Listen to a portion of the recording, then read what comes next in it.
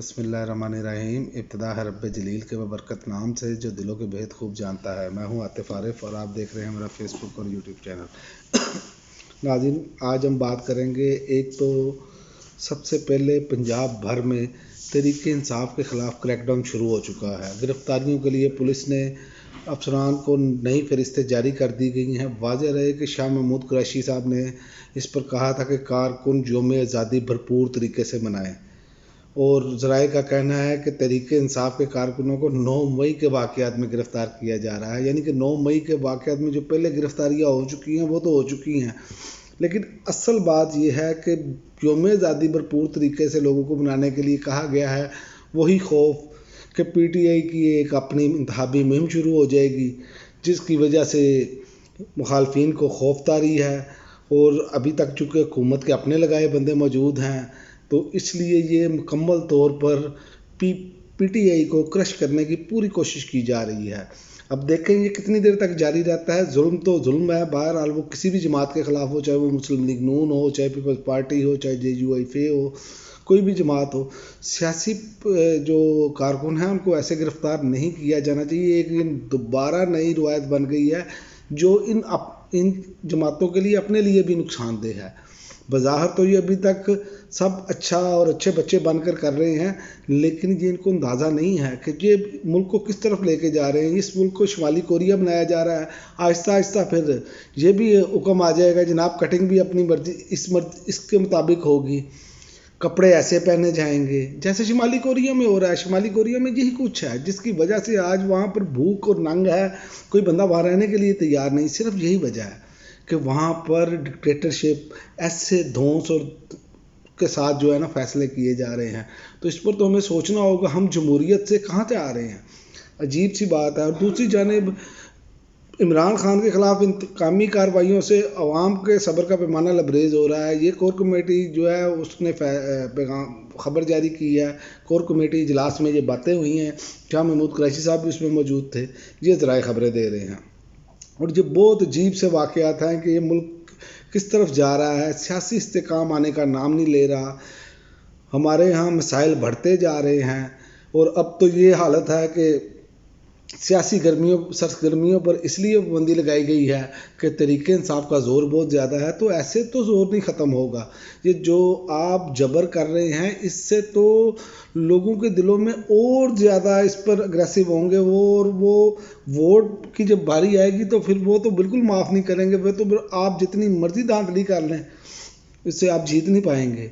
ये आप देखें आप कर क्या रहे हैं। हमेशा नज़रिए को नज़रिए के साथ ख़त्म किया जाता है, लेकिन यहाँ पर ताकत का इस्तेमाल करके ये समझ रहे हैं कि लोग वोट के मामले में सोचेंगे कि भाई नहीं, वोट के मामले में तो कोई नहीं देख रहा होगा, वहाँ पर आप क्या करेंगे।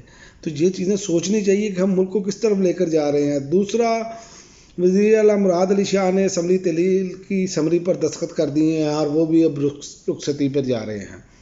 तो अब इनको अंदाज़ा होगा जब इक़्तिदार में बैठे होते हैं तो क्या होता है, जब इक़्तिदार से बाहर होते हैं तो वो मामलात नहीं होते। इसीलिए कहते हैं कि इक़्तिदार आनी जानी चीज़ है। रवैये अच्छे होने चाहिए, अवाम के साथ अवामी फ़ैसले होने चाहिए।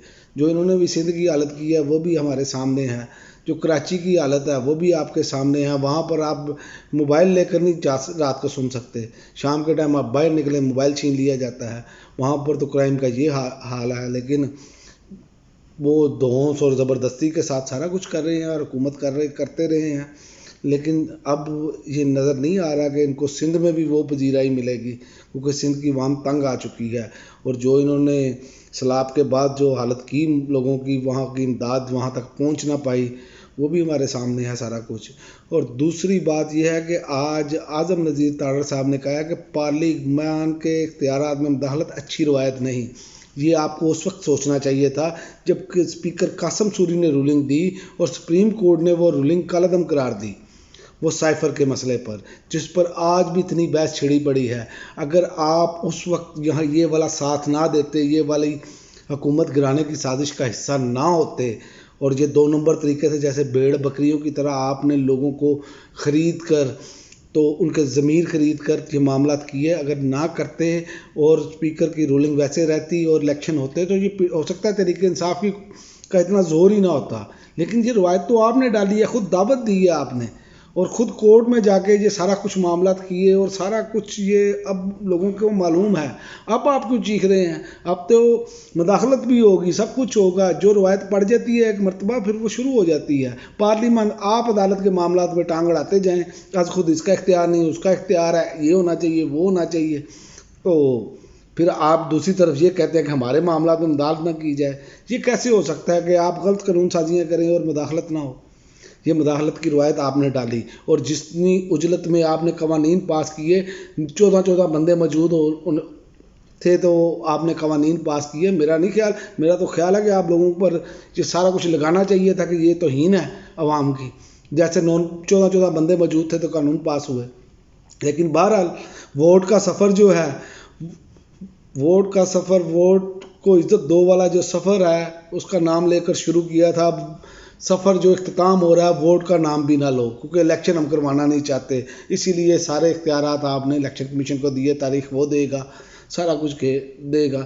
یہ آپ کے سارے معاملات ہیں.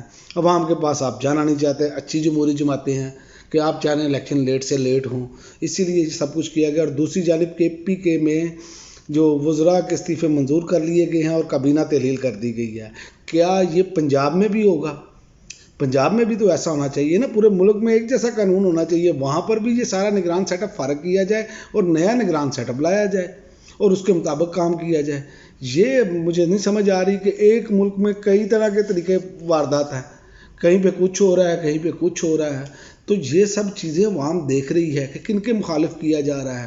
صرف ایک عمران خان کو گرانے کے لیے یا ان کی پارٹی کو کرش کرنے کے لیے اگر آپ یہ کر رہے ہیں تو یہ غلط ہے.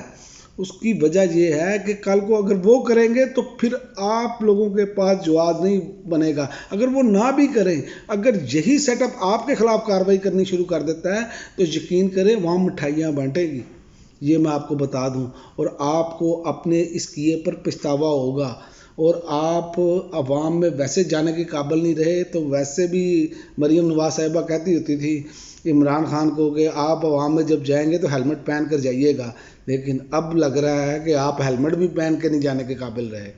تو آپ کو یہ سب چیزیں سوچنی ہوں گی. اور ملک میں ایک طرح کا قانون ہونا چاہیے. یہ نہیں ہونا چاہیے لوگ بدظن ہو کر یہ ملک چھوڑ کر جانا چاہ رہے ہیں کہ ان کو نظر نہیں آ رہا، کوئی ہوپ نہیں رہ گئی، کوئی امید نظر نہیں آ رہی کہ آگے کیسے ملک چلے گا. ہر ایک کو یہ معلوم ہے کہ یہاں پر تو بھائی جو بندہ تھوڑی سی بھی آواز بلند کرے گا اسے جیل میں ڈال دیا جائے گا. شمالی کوریا کی طرز پر یہ سارے معاملات کیے جا رہے ہیں.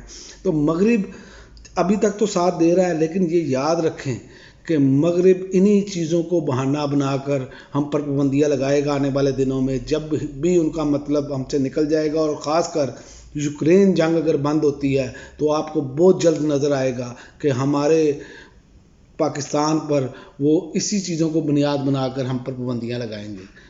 اور پھر ہمارے لیے اور کوئی چارہ نہیں ہوگا کہ ہماری اپنی عوام جو ہے، جو اوورسیز پاکستانی ہیں، وہ بھی ہمارے اگینسٹ جا کھڑے ہوئے ہیں.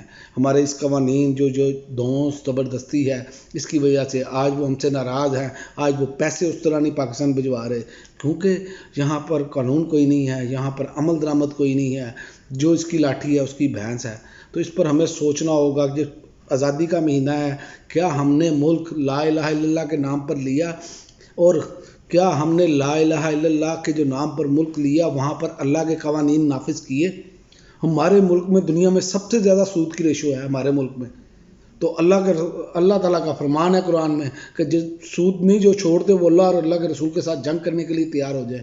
تو خدا را اس پر سوچے، اللہ تعالیٰ کے قوانین یہاں پر نافذ کیے جائیں تاکہ یہ ملک آگے بڑھے جس نعرے پہ لیا ہے ہم نے. اب تک کے لیے ناظرین اتنا ہی، اجازت دیجیے. اللہ حافظ.